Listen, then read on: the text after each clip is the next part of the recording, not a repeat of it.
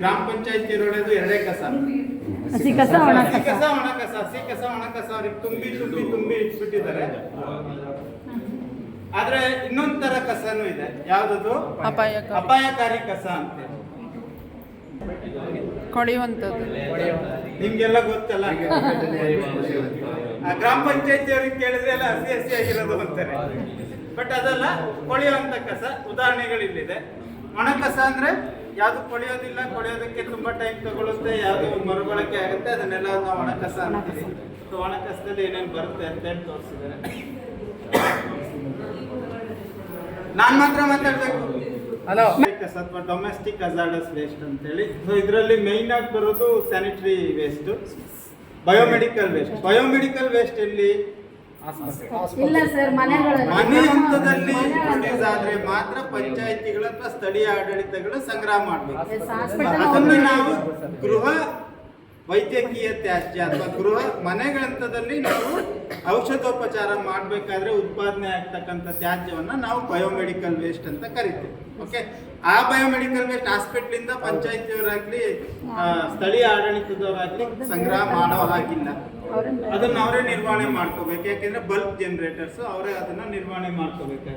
ಇದು reject waste ಅಂತೇಳಿ. ಉದಾಹರಣೆಗೆ ಕೂದಲಿರ್ಬೋದು ಅಥವಾ ನಮ್ಮ ಉಗುರಿರ್ಬೋದು, ಗುಡ್ಸಿದ ಕಸದ ಧೂಳಿರ್ಬೋದು, ಇದನ್ನೆಲ್ಲ ನಾವು ರಿಜೆಕ್ಟ್ ವೇಸ್ಟ್ ಅಂತ ಕರಿತೀವಿ. ಇದು ಚೂಪರ್ ಅಂದ್ರೆ ಶಾರ್ಪ್ ಎಡ್ಜಸ್ ಇರೋ ಮೆಟಲ್ ಇರ್ಬೋದು, ಗ್ಲಾಸಸ್ ಇರ್ಬೋದು, ಇದನ್ನೆಲ್ಲದನ್ನು ನಾವು ಚೂಪಾದ ಗಾಜು ಲೋಹಗಳು, ಇದನ್ನೆಲ್ಲದನ್ನು ಅಪಾಯಕಾರಿ ಕಸ ಅಂತ ಕರಿತೀವಿ. ಅಪಾಯಕಾರಿ ಕಸ ಅಂದ್ರೆ ಏನಿಲ್ಲ, ಯಾವುದು ನಮ್ಮ ಮನುಷ್ಯರಿಗೆ ಅಪಾಯ ಮಾಡುತ್ತೆ ಮತ್ತೆ ಪರಿಸರಕ್ಕೆ ಅಪಾಯ ಮಾಡುತ್ತೆ, ಅದನ್ನು ನಾವು ಅಪಾಯಕಾರಿ ಕಸ. ನೋಡಿ, ಇದು ಇಲ್ಲೂ ಬಂದಿದೆ, ಗ್ಲಾಸ್ ಮೆಟಲ್ ಇಲ್ಲೂ ಇದೆ.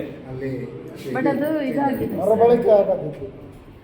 ಇಲ್ಲಿ ಯಾಕೆ ಅಂದ್ರೆ ಶಾರ್ಪ್ ಎಡ್ಜಸ್ ಇದೆ. ಇದನ್ನ ಯಾರು ನಮ್ಮ ವರ್ಕರ್ಸ್ ಇರ್ತಾರೆ, ಹ್ಯಾಂಡಲ್ ಮಾಡೋ ವರ್ಕರ್ಸ್, ಅವರಿಗೆ ಅಪಾಯ ಮಾಡೋದ್ರಿಂದ ಇದನ್ನ ಅಪಾಯಕಾರಿ ಕಸ ಅಂತ ಕರೀತಾರೆ.